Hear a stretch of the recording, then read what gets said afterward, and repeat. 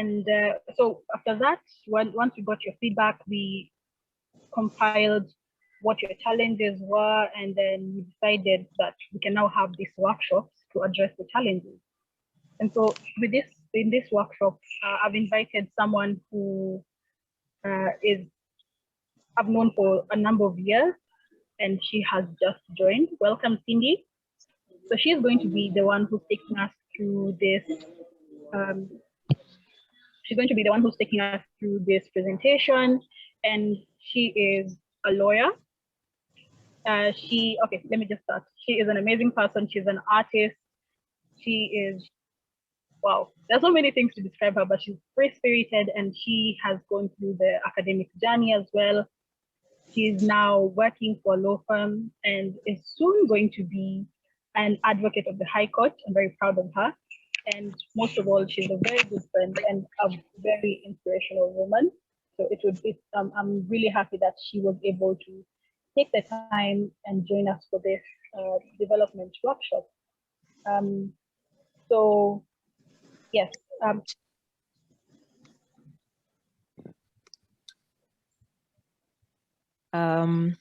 Okay.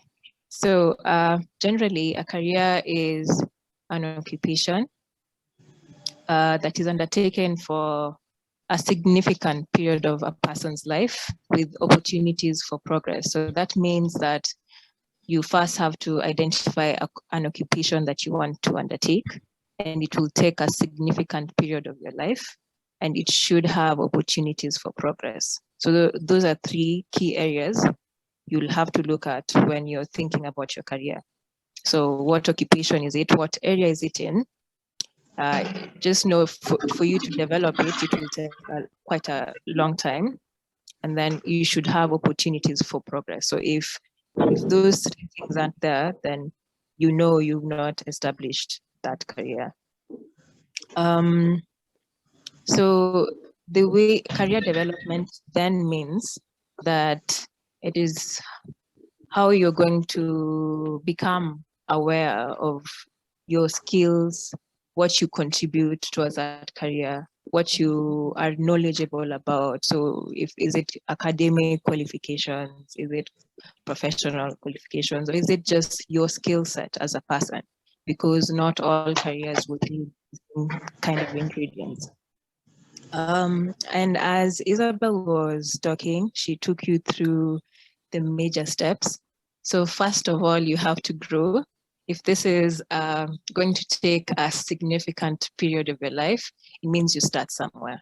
And usually pretty early when you're children and you see someone doing something and you identify with it, or you think it's something you'd want to see yourself doing, you start developing those interests then. So for example, you see an artist and you're like, wow, I want to paint like that. That's something that interests me. Or you see a chef and you're like, when I grow up, probably want to do that myself. And so you start being curious and you want to find out, what does this entail?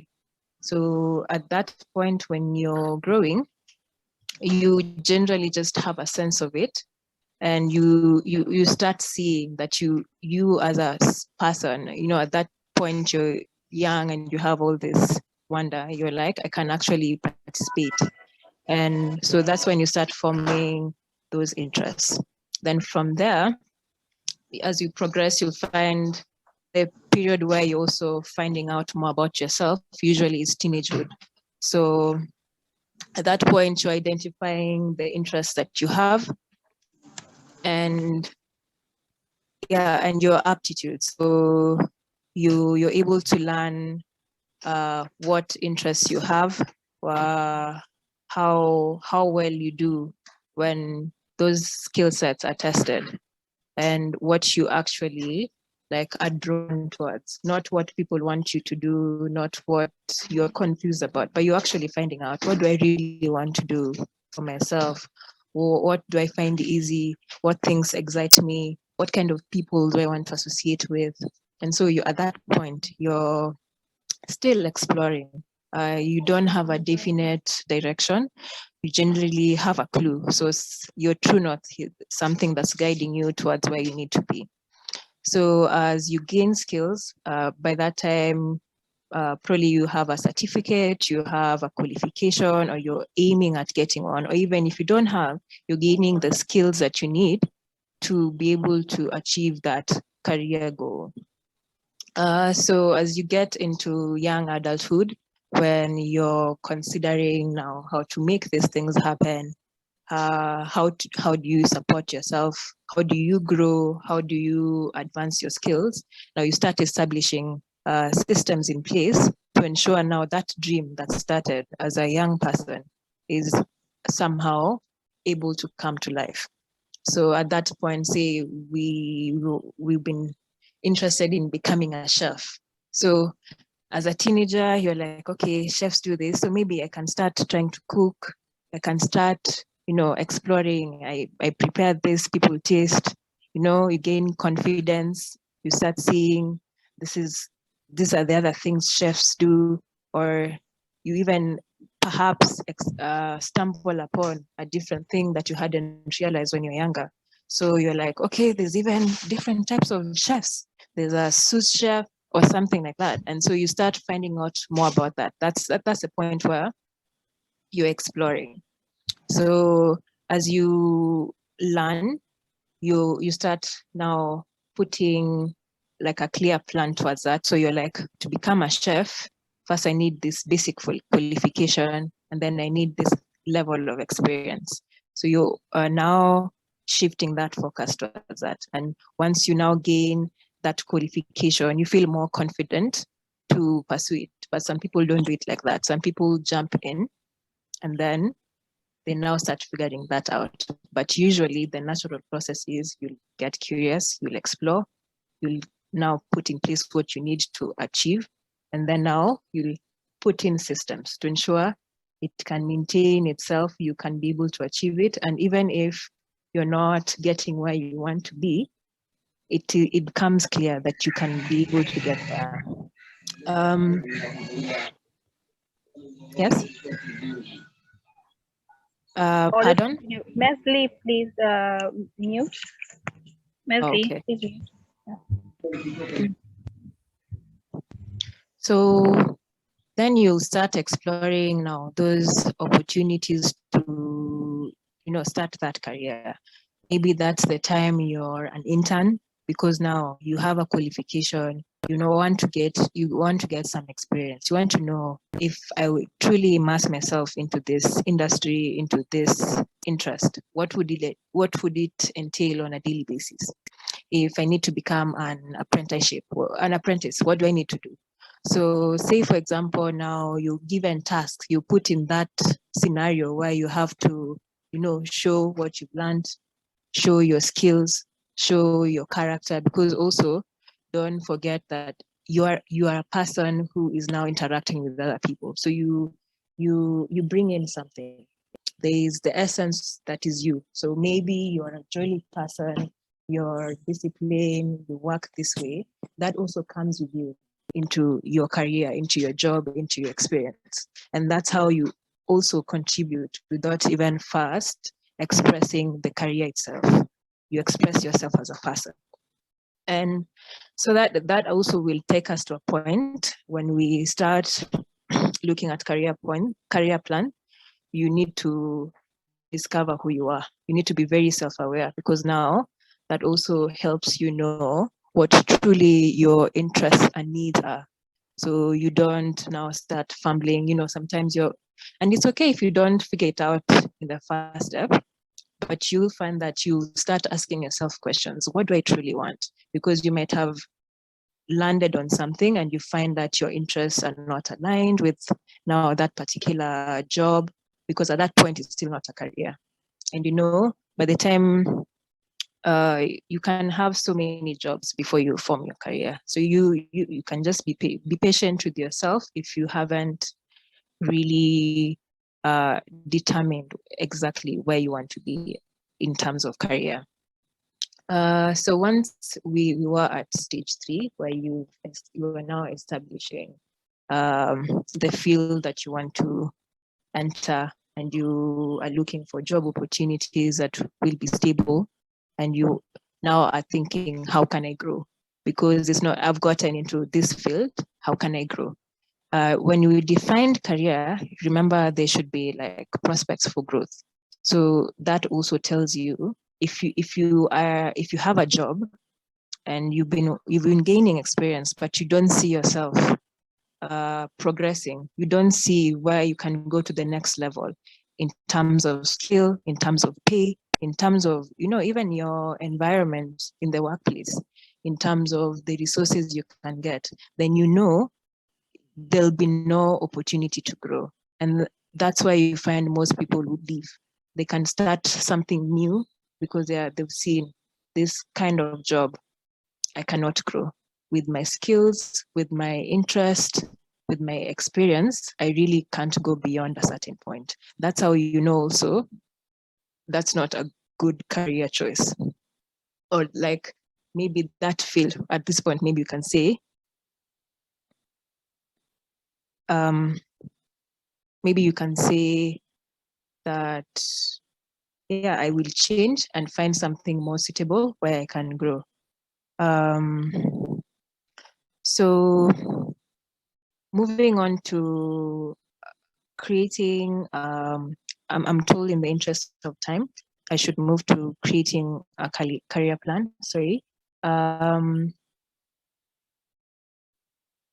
So I will quickly, because there were just 2 steps left in this process, I'll quickly mention that once you have established yourself, you need to maintain that level. You need to now start creating a stable base, and then now from there, you can reinvent yourself as you transition from like one point of, say, even like your age, like, because things will change at that point. Yeah, you might retire, and it means maybe you cannot sustain that career in that form. So you have to create something new. So you keep expressing yourself in your career. You might start something else at that point that will work for you at that point. So if I will stop and ask if there are questions, but also I'll move on to creating your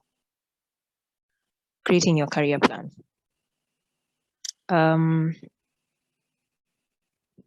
So you need to know yourself first, and then from there, once you know yourself, you give yourself options based on the kind of person you are and where you want to go.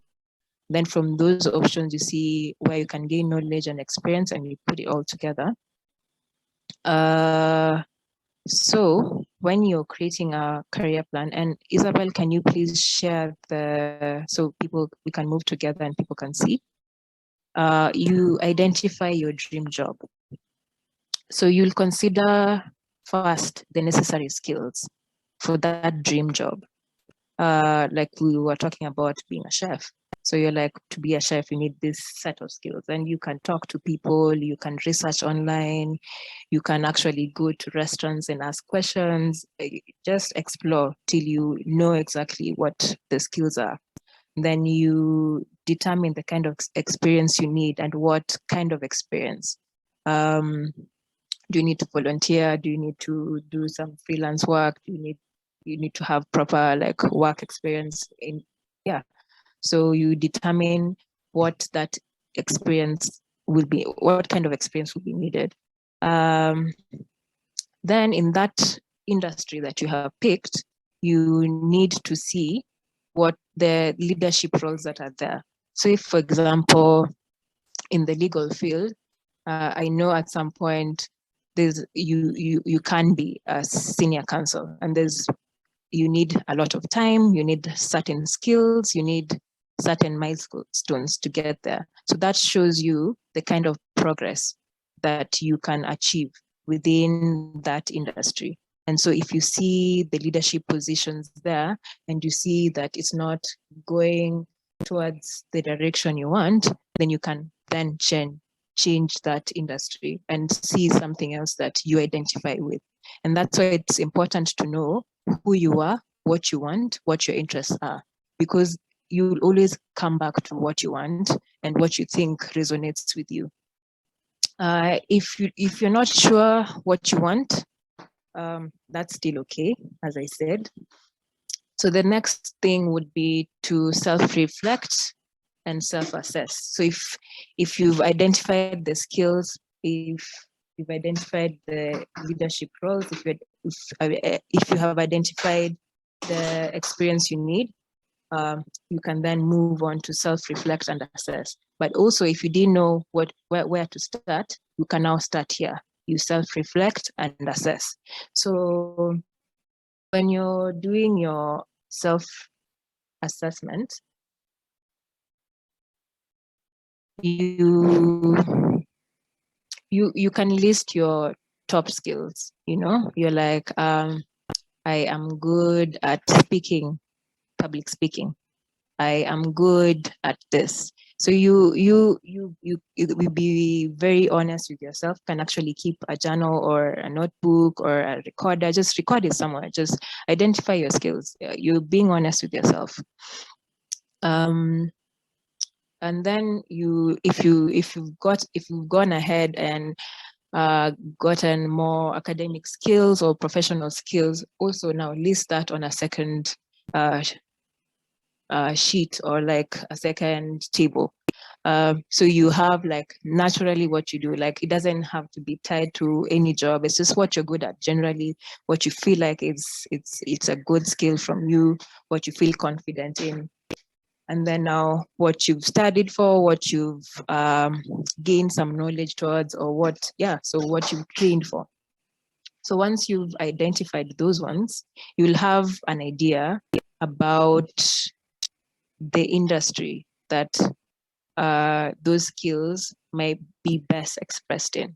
Or if even you already know which industry you want to be in, you can identify those industries.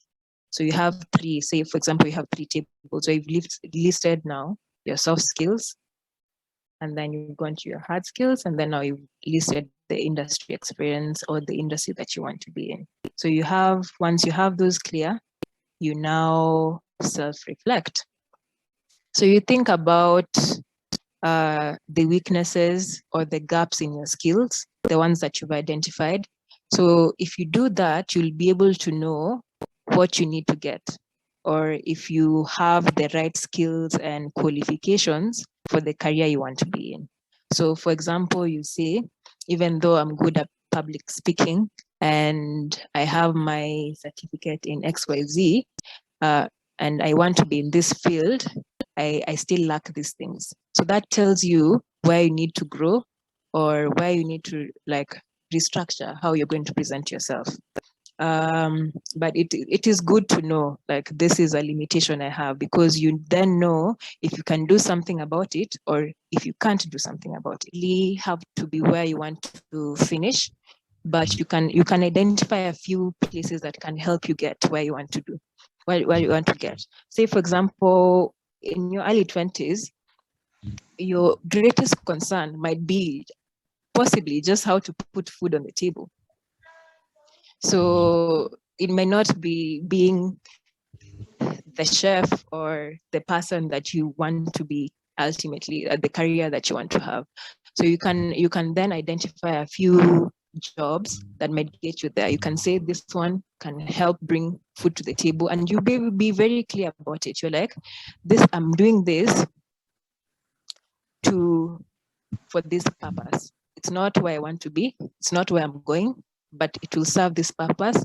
And you can give yourself some time. You can say, I need about 6 months, and then I'll figure out the next step.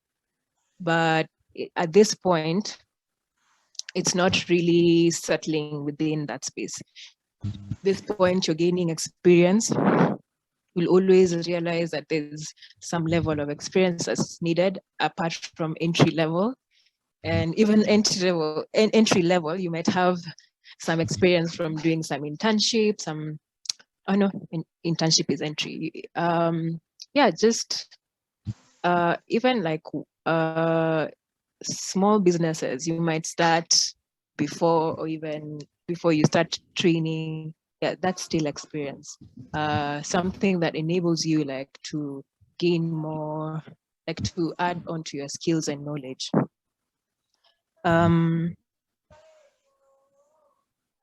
So once you do that, you can pick about 2 to 5. So you can say this one will help me build this skill. This one will help me move up this level. This one will help me move along until I get this qualification or this certification. Or this one will help me gain the skills.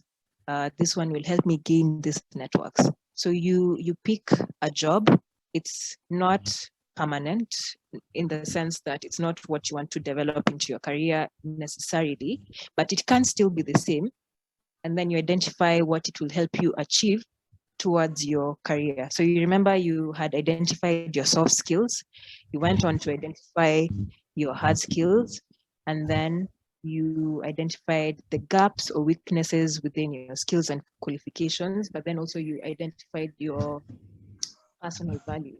So you already know where you're going, you already know what you have, you know what you need to add or what you don't have.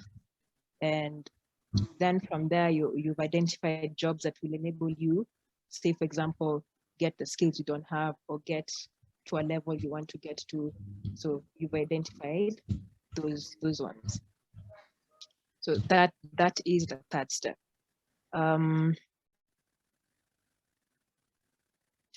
So once you move from there, you go to step 4. What? Pardon? Okay. So step 4 would be, now you're now keen into, you're now keen on your dream job. So you've identified those 2 to 5 jobs that will get you towards your dream job, but now you're getting closer to your dream job. So you're like, okay, can I settle here? If I stay long, what would I need to do? Do I need to shift? Do I need to start my own business? You now start asking those important questions that make it very real. It's like your dream job has moved closer. You're now not worrying about, am I able to get food on the table? Do I have the necessary skills? You're very confident because you keep evaluating yourself. You're like, at this point, I have gotten the skills that I didn't have at that point. I can now be able to do this. At this point, I have gotten X number of qualifications. I have also moved up a level. I have gotten this contacts. I have gotten this experience. So in terms of my dream job, where am I at? And then at that point, it will help you now determine what you need to do to get even closer to your dream job, or to even now start actualizing that bit.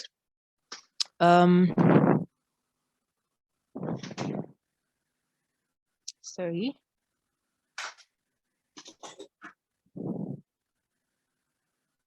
So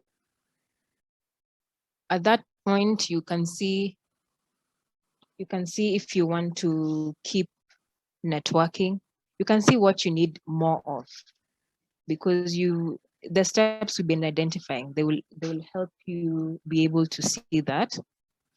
And then now the last step is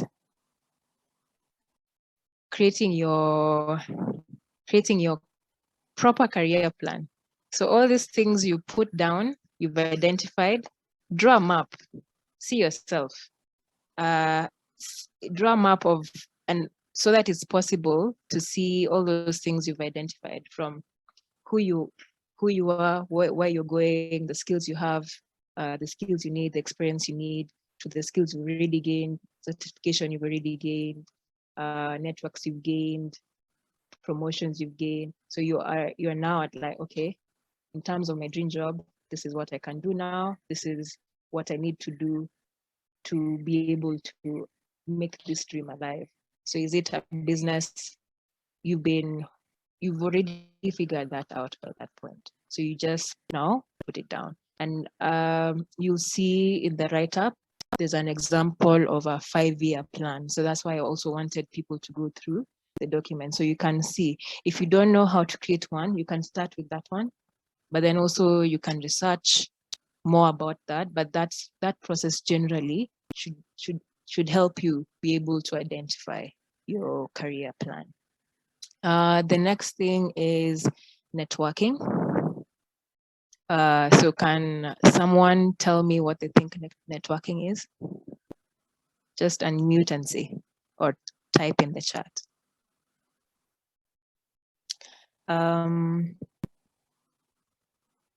So networking is generally meeting people in order to exchange information and make new professional contacts and also create helpful relationships. So essentially, you are recognizing that you are not alone. You're not alone in this journey, and you will need people. You always need people. So first, you're very clear about who you are. You're very clear about what you're bringing to the table. And then you now also recognize that you need other people to get where you are, and you also need to bring other people up, because that's the system, networking. So networking generally is very successful because you can always trust on human networks to come through. And when you develop those relationships and networks, it allows you to move easily. Because if you have those difficult questions that you cannot answer, there's already like a team of like people who've experienced that, who are experiencing that. They can share a different perspective as to like what you're going through or what you need to do, or even just help you get there. It might be that one call that helps you get that job, that helps you get that promotion that you need to get close to your dream job. So ideally, you should consider the contacts you already have and divide them into subgroups. And you can say there's family, friends, and then you can say there's your board of advisors, there's your inner circle, and then there's a general network where everyone else belongs, and then there's a database. Now that's, say, like LinkedIn, there's like Twitter. Now you can also go and join the larger community there. As you move further away from yourself, you now categorize those people into groups. So friends and family, those are the closest. Your advisors, those are even closer than your inner circle. And then you have your inner circle, and then there's the professional network, and yeah, and then there's the database. So once you've identified your networks like that, you can then see how to tap into those networks and how to use them effectively. Say, for example, there might be things that you need to do that family may be able to help that agenda spread fast, or like help you come through for you. Usually, like when people are starting businesses, when they're sourcing for funds, you'd find that they approach family first. They're like, okay, I have identified this. This is how much I need, but this is, can you help me? Because now you are considering, will I get a loan, which is costly, or will I just ask family? They can trust me to, they know me, I will not run away or anything, or they will not give me that exorbitant like price to get just the loan. So you are able to now see which network is necessary for your goal. So how to network effectively? So once you've divided your networks into groups, you then need to get yourself out there. You need to ensure you're communicating well. You need to ensure you're representing your interests well. Because say if you meet someone and they ask you, what do you do? And you can't explain, they will not remember that, because you couldn't explain what you do to them. So how are they supposed to remember if they meet someone else who does the same thing, being like, oh, I know someone who actually does this. Let me pause for a bit. I just need to check something for 1 minute. Issues. That's okay, Cindy. So guys, so at this point, does anybody have a question that they would like to be answered? Probably, are we still on the same page? What are we thinking? Again, remember to post our comments in the chat box to be able to reply. We are on the same page, but some issues. Yes. I don't know if I'm the one from that. The form. Are you for the form? Hello, I cannot hear you. Your microphone has some issues. My speaker. My ear. Yeah, Can you hear me better? Yeah. Okay. So what I'm saying, first of all, I've changed the settings on the document, so you can right now you can fill in your details. Please do not forget to fill in your details, and then yes, if you have any questions, remember the chat box is here. Kevin and I, we're going to be with you. We're going to be able to answer this. And something before Cindy continues, we've shared the presentation in the WhatsApp group, so you can click on it. Kevin has also shared it in the chat box, so you can click on it and you can see where Cindy is as we are proceeding. For the next session, I'll have a better laptop, so I'll be able to share with you these details much more easily. So I apologize for the inconvenience. I hope you can bear with me. What else? Yes. So as we are working on this, remember, this is not only going to be a virtual session. We're going to, if you have any questions related to the presentation, please feel free to ask. We are all, Kevin, Ralak, Cindy, Ashley, and I, we are going to be able to answer any questions related to this presentation in the WhatsApp group, or you can even email us. For those who do not have my email address, I'll share it in the group. But just feel free. We are going to be with you through the next 2 weeks. And so do not worry. If you feel like we're going too fast, always just raise your hand. Yeah, so I think Cindy's still sorting these things out. So I'm ready to answer any question that somebody has so far. I am ready to continue, but I'm also ready to answer questions before we proceed.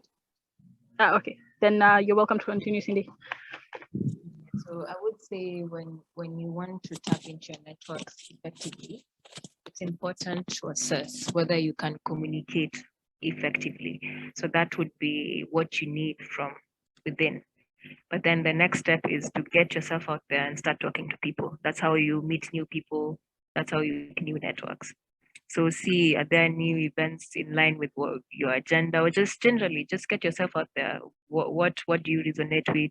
What excites you? What do you want to learn about? Get there, talk to people. And when you talk to people, like genuinely be interested to find out who they are, what do they do, like create those authentic relationships. It's not just, oh, I'm only here because I think I might need you in the future. People easily catch on that. You yourself, you would. So why you want to operate from like that space? So get out there, meet new people, but then also form authentic relationships.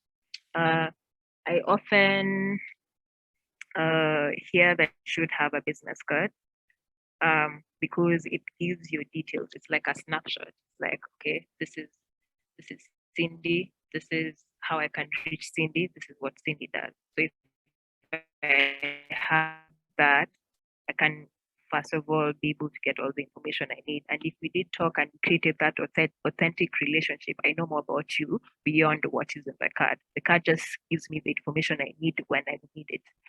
But usually when you think of business cards, don't necessarily limit yourself to like hard copy business cards, because those ones somehow I can say obsolete, but not necessarily. They still have the same effect, but then there's just been more options. You can have digital business cards, you can have your own website, you can have links to your social media platforms. That's essentially just giving a reference to who you are your information and how someone can reach you. Be confident when you're expressing yourself. You can initiate conversations with people. You want people to know you. You want people to remember you. You want people to know what you do. You want people to know how to reach you. You want people to know what kind of impact you've had. Yeah. And you also need to stay connected with these people. So once you've formed those relationships, don't leave them like that. Occasionally find out, what are you doing? How are you doing? Where are you? That way people constantly remember, people see you, people see you showing up, and they have you in their mind when you're, yeah, so you can come up. I might have forgotten about that meeting, that event where I met you and you told me these are the services you offer, but you've been keeping up with me.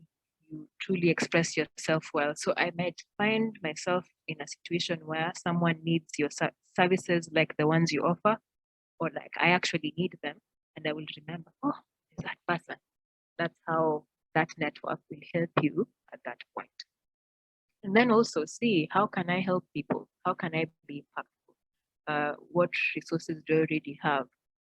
Because everyone is resourceful. Everyone has something to give, and that's what you need to keep remembering. It's not that you'll always be in a position where like you're helpless. There's always something that you can give. It may not be material, maybe something that you say, might be a perspective that changes how someone looks at business, or like an idea, or how to do something, and that will help them, and they will remember. I think everyone can say they remember when they've been helped. And then not just you now need to also revisit when you're staying connected. There's the new networks you formed, also maintain those ones, but then there's the older ones. Do not neglect those ones. Yes. So just keep maintaining, forming new ones and maintaining new ones. Meet people online, discuss. You express when you express. Sometimes you might just post something about what you truly believe about a situation, and you don't know how someone else will uh, like react to that or resonate to that. But usually expressing and stepping into that personal space and personal power allows people to meet you where you are, but also draws people who have like interests, and like their vision might also be aligned with yours because they've seen you confidently and truly express who you are and what you do and what you want. And if they truly also believe the same for themselves, they can seek you out, or you can just find a way to seek each other out. But when you express yourself from that level, then it's easy to like it's easy to see who is aligned with where I'm going, who is not, and if they're not, why.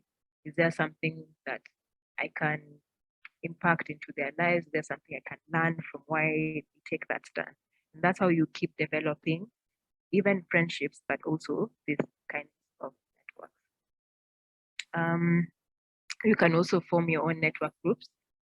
There's a network group I'm part of. It's called TOB, and we have monthly meetings, and it's usually not. It's usually a social meeting. So we say, for example, this month we pay 300. You bring food, you bring refreshments. You just come, play games, talk, introduce yourselves. But even the games are structured in such a way you learn something about the next person. Like you're always learning about what the person is doing, who they are, and it's everyone. So with every meeting, you're meeting new people, you're learning about new people, you're learning about what they do, they're learning about you, they're learning about what you're doing.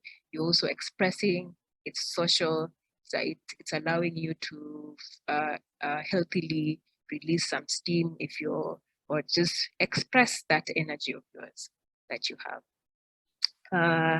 That's the end of networking. So if there's anyone with any question, I can answer, but we can move on to the last bit, which is how to gain work experience. So any questions?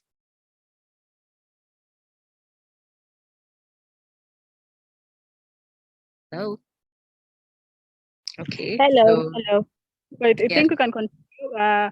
For networking, guys, if you have a question, remember you are free to share. Yeah, do not be afraid. And again, we will also allow you to do follow-up, so do not be afraid to ask. I hope we are all understanding though, right? Are we together? Yes, we're together. Awesome. We're Okay. together. Thank you. Get Now, together. thank you. Now, how to gain work experience. When we were looking at creating your career plan, you were identifying what the industry experience is, but then also the kind of experience you need to gain and the kind of experience you really have. So that allows you to see where you are in like the grand scheme of things within your career plan. It's a 5-year plan. You know if you're in step 1 or you're like in step 20. That assessment allows you to see, first of all, the kind of experience you need to gain, and then the kind meaning the type of experience, and then the level of experience you need to have. It might be 5 years, it might be blah, blah, blah. So it allows you to truly assess where you are. But now we look at the various ways which you can gain experience. Number 1 is internship. How many of you have interned before? What would you describe internship as? Isabel? Oh, okay. Yeah, I've interned before. I thank God. For internship, it's where okay. I'll use a better understood example. Let's say an attachment. So this is where you go to an organization and then you gain new skills. You work for the organization, and one of the key things about internship, I'd say, is you learn new skills. Like you've already gotten the theoretic part, but now you're getting the practical skills about the particular job that you like. Yes, thank you. And that was a wonderful description. So an internship is a professional learning experience. It offers you practical work related to your individual field of study or career interest. So first, it is a professional learning experience. That already tells you the kind of environment you need to expect, the kind of setup you need to expect. Then it offers you practical work. It's not now the theory already learned in school. It's telling you this is how you do it. This is if you're supposed to be, if you've learned how to do a letter in theory, now you have to do it. You're put in a situation where you're not even told you need a letter, put in a situation, and you now have to use the skills and the knowledge you already have to see that in this situation, I need to draft a letter, and I've already learned how to draft a letter. So that is what internship is, and it's also related to your field of study or career interest. It's not just random. So that's why you might find that if there's an internship listing, they want to know if you have a qualification in this field of study or you have interest in this career. It gives you the opportunity to explore your career. Remember, in the stages, exploration was the third one, the third stage of getting to your career, or like determining how to go about your career development. And then it allows you to start developing your career or to network. You meet new people in that professional setting. You're able to learn what you need to get where you want to. So a quality internship should provide you with the following 4 things. It should either be part-time or full-time work schedule that includes no more than a quarter of clerical or administrative duties. So also you're not, it will ensure you are learning. Because say administrative duties, if your job is just to print papers every day, when will you get the skills that you need to get from this position? When will you get to interact with the people?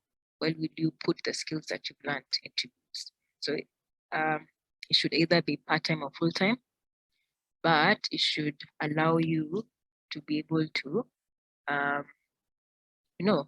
express what you've learned and also get skills. The next thing is it should have a clear job description. And so you're able to know what you're going to be doing, and yeah, you're able to know what you're going to be doing within that period that you're interning. There should be an orientation offered, so you get to know the organization you're working with, you get to know their culture, you get to know what is expected of you. And then you should have relevant feedback to see, so you can check, am I making progress? Remember, in the definition for career, there should be prospects for progress. So a quality internship should provide you with at least 4 of those things. The next thing is the next item, when you're on how to gain experience, is job shadowing. Does anyone know what job shadowing is? So job shadowing is when you get to follow someone as they do their job. It can be for a few hours, for a day, for a few days, and you just see what they actually do. So for example, it's your dad takes you to work that day. That day you're just observing. So you're outside your usual space, but you're not really immersed in there. So you are able to sit back and observe and see what they truly do. So you can say they get to work at 8. This is what they do. If they receive this call, this is how they handle. So you're just able to observe and see for yourself what it means to do what that person does. It's like walk a mile in my shoe, kind of an experience. Then the next item is volunteering. How many of you have volunteered before? Isabel, I know you have volunteered. I have. Oh, Barbara.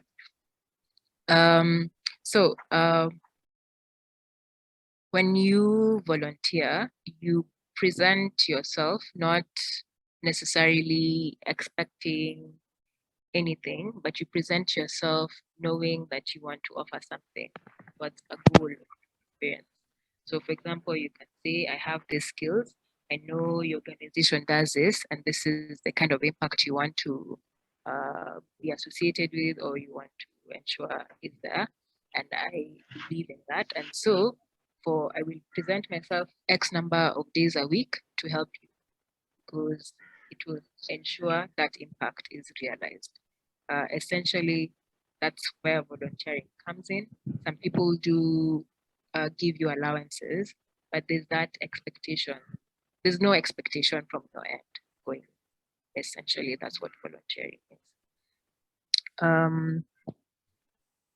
But you do gain work experience. You do put yourself in a position where you learn those skills. You're given that opportunity, and especially for volunteering, it will be to gain experience, not, for example, to get a promotion per se, but to gain experience, or to be able to gain experience, because you're able to exercise skills, you're able to learn more skills, you're able to put yourself in an environment where you can see yourself making those skills come alive. The other item is working in your neighborhood. When you work in your neighborhood, you'll get networks. First of all, people already have an idea of who you are, but then that allows them to see deeper into who you are and how you behave, your character, how you do things. And it can be, for example, that you take care of that elderly neighbor's pet. They will remember you. Sometimes they might be talking to their networks and they're like, oh, there's this young man who's very dedicated here, this lady who's so disciplined. But because you've been so involved within their neighborhood, people get to see who you are without even you having to explain. It's more of like we see your actions and we therefore know you, will resonate with you, will remember. People will always remember. Now, the last thing is freelancing. Freelancing, it's generally not waiting for that organized setup to be there. Knowing these are my skills, this is my experience, this is what I want to do, and trying to do it anyway. So you, for example, if you're a photographer, you're like, these are my skills. I don't necessarily have to be working with this organization, but I can market myself this way. I can put out my services this way, and people will come because maybe you've identified it's a niche market from your work experience, from your networks, from your research. You've seen, if I do this, I'll be able to achieve this goal. So you need to do research, you need to know yourself, you need to know the skills you have, you need to see the market that you're targeting when you're freelancing. Essentially, the things you want to do within the organization, but you now don't have that soft landing or backing from the organization. It's you to put in those systems for yourself.